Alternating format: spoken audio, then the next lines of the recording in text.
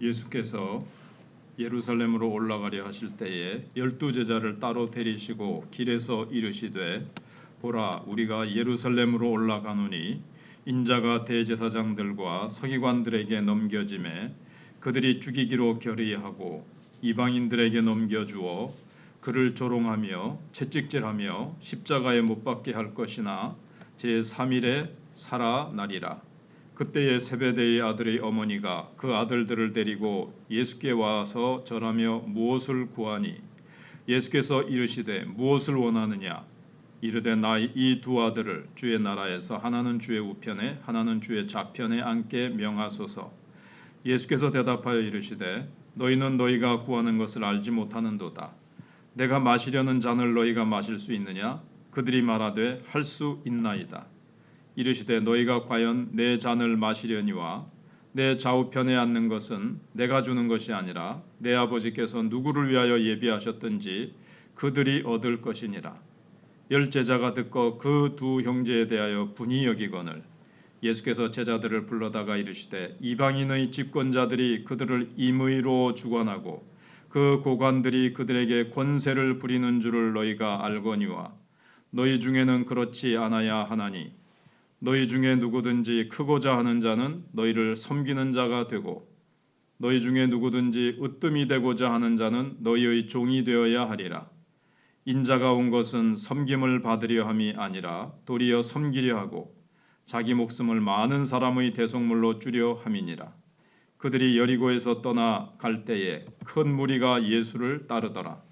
맹인 두 사람이 길가에 앉았다가 예수께서 지나가신다 함을 듣고 소리질러 이르되 주여 우리를 불쌍히 여기소서 다윗의 자손이여 하니 무리가 꾸짖어 잠잠하라 하되 더욱 소리질러 이르되 주여 우리를 불쌍히 여기소서 다윗의 자손이여 하는지라. 예수께서 머물러 서서 그들을 불러 이르시되 너희에게 무엇을 하여 주기를 원하느냐 이르되 주여 우리의 눈뜨기를 원하나이다. 예수께서 불쌍히 여기사 그들의 눈을 만지시니 곧 보게 되어 그들이 예수를 따르니라. 아멘. 천국은 세상 나라와 다른 원리와 가치관으로 세워진다는 것을 잘 알고 있습니다. 이 세상 제국이라는 것, 그 나라는 생존하는 자가 승리하는 자가 되고 군림하는 자가 권리를 보장받고 성공을 위해서는 때로 비정함을 보여야 합니다. 그래서 세상 군주론이라는 그 책을 보면 그런 통치의 기술을 보여줍니다. 어떻게 하면은 권력을 잡고 명예를 취할 수 있으며 이 세상의 그 명예 그런 것들을 가지고 어떻게 다스릴 수 있느냐 이런 세상 원리를 가르쳐주고 있습니다. 그러나 성경 본문은 특별히 예수님은 천국은 어떤 나라인가 어떤 원리로 움직이며 작동되는지를 말씀해 주시고 있습니다.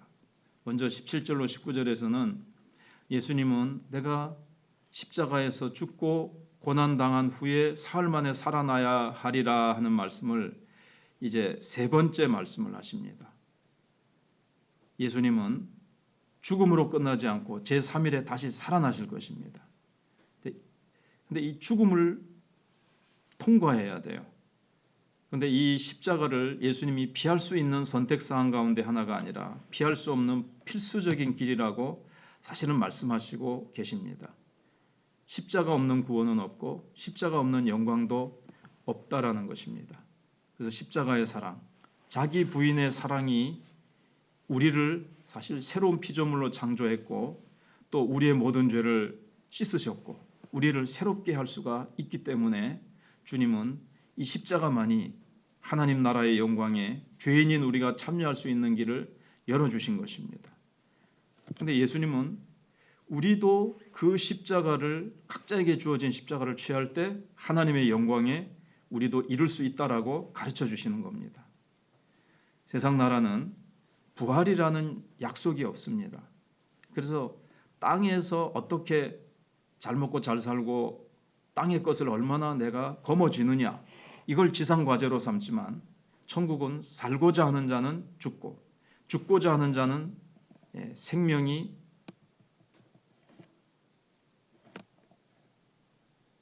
살고자 하는 죽고 죽고자 하는 자는 자기가 이제 살아나는 그런 나라죠. 그래서 버리는 자가 얻는 겁니다. 세상 것, 세상 명예, 권력, 세상의 헛된 것, 그것들을 다 버려야 천국의 생명을 얻게 되는 겁니다. 근데 오늘 20절부터 28절에 보시면 세베대의 아들들의 어머니가 예수께 나와서 내 아들을 주님 나라가 이렇게 세워질 때 좌편 우편에 앉게 해달라고 청탁을 합니다. 예수님은 그 영광의 자리는 예수님께서 받는 너희가 내 잔을 마실 수 있느냐 이 죽음의 잔을 말씀하시거든요. 그런데 그것도 못 알아듣고 예 마실 수 있습니다. 그렇게 대답을 하니까 그 잔을 누가 받을 수 있고 또 그 영광의 자리에 누가 앉힐지는 아버지 하나님이 정하실 것이다. 그렇게 말씀을 하시죠. 그런데 사실 첫 번째 순교자가 바로 이제 야고보가 됩니다. 그들은 뭔지 모르고 마실 수 있습니다 했는데 그렇게 대답한 것에 따라서 자고한 하나님의 섭리를 따라서 야고보가 제일 먼저 순교를 하지요. 근데 이 두 제자의 청탁 소식에 나머지 이제 제자들이 막 분노를 합니다. 이 12제자도 모두 세상 원리를 따라서 임의로 즉 자기 마음대로 세상을 주무르고 권세를 부리는 세상 권력자들의 영광을 꿈꾸고 있었다는 것을 증명해 주고 있습니다. 지금 스승 되신 예수님은 죽기까지 하나님 아버지께 복종하는 십자가의 도를 가르치고 있는 이 도상에서 길 위에서 말입니다. 참 너무 안타깝죠. 그들은 으뜸을 꿈꾸었지만 하나님 나라는 작은 자, 어린아이, 종, 섬기는 자의 것입니다. 그래서 분노하는 제자들에게 주님은 군림하는 자가 아닌 섬기는 자가 되어야 한다 말씀하십니다. 세상 나라는 더 높은 권력을 갈망하지만 천국 백성은 기꺼이 섬기는 자가 되어야 됩니다. 낮아질 때 주께서 높이십니다. 그리고 이제 29절로 34절에 예수님이 여리고에서 떠나서 예루살렘으로 올라가시는 그 길에 나서셨을 때 두 맹인이 예수님의 뒤를 향해서 다윗의 자손이여 우리를 불쌍히 여기소서 하면서 자비를 구합니다. 그러자 예수님께서 무리들은 막 시끄럽다고 조용히 하라고 하는데 예수님은 친히 찾아오셔서 무엇을 원하느냐 물으십니다. 그러자 예수님께 그들은 눈뜨기를 원합니다. 이렇게 아뢰입니다. 즉 메시아만이 하실 수 있는 일을 요구합니다. 맹인의 절박한 외침을 듣고 무리는 꾸짖지만 예수님은 불쌍히 여기셔서 고쳐주십니다. 세상은 이렇게 다른 사람의 아픔과 곤란에 대해서 무심하고 때로는 너무하다 싶을 만큼 이렇게 비정합니다. 이들이 얼마나 안타까워서 바로 예수님이 오셨을 이때를 놓치면 안 된다 싶어서 그렇게 고함을 치는데 예수님께 아뢰면서 불쌍히 여겨달라고 하지는 못할 만정 그렇게 소리치지 말라고 시끄럽다고 잠잠하라고 하는 것을 봅니다. 그렇지만 오늘 예수님의 모습은 뭘 보여줍니까? 천국은 타인을 불쌍히 여기는 자가 긍휼을 얻는 나라라는 겁니다. 고통당하는 자, 그 자를 외면하지 말고 눈 감지 말아야 된다는 겁니다. 제자들은 권력을 주는 메시아를 원했다면 두 맹인은 자비를 베푸시는 메시아를 원했던 것입니다. 정말 영적인 맹인은 이 두 맹인이 아닙니다. 다윗의 자손 예수여 내 눈을 뜨게 하소서. 메시아를 알아본 거죠. 영적으로. 그리고 그분은 전능하신 분이시라는 것을 영적으로 알았던 겁니다. 그러니까 두 눈을 뜨게 해달라 그러시고 다른 성경에서는 내가 이 일을 행할 줄 믿느냐? 예 제가 믿나이다. 그런 믿음을 가지고 있었죠. 근데 제자들은 십자가의 길에서 점점 멀어지고 있었던 겁니다.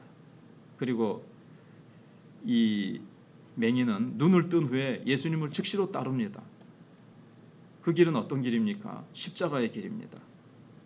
그러니까 이 맹인들은 진짜 영적으로는 맹인이 아니었고 제자들은 육신의 눈은 뜨고 있었지만 영적으로는 맹인이었습니다. 그래서 천국 백성의 삶을 산다는 것은 세상 나라의 삶의 방식을 거부하고 주님이 가르치신 원리로 사는 것을 뜻합니다. 하나님 나라의 이 역전의 역설을 수용하는 것을 의미합니다. 죽는 자가 살고 고난당한 자가 영광받고 먼저 된 자가 나중되고 나중된 자가 먼저 되고 천국의 이 역전의 이 역설, 이것을 깨달아야 올바르게 갈 수가 있습니다. 세상과 가는 방향이 다르고 목표가 다릅니다. 그래서 우리는 세상 나라 사람들이 가는 길이 아니라, 그 방식이 아니라 하나님 나라를 얻기 위해서 우리는 고난의 길, 천대의 길, 낮아지는 길, 죽는 길, 섬기는 길, 그 길을 우리가 선택하고 잘 달려가야 되겠습니다. 기도하겠습니다.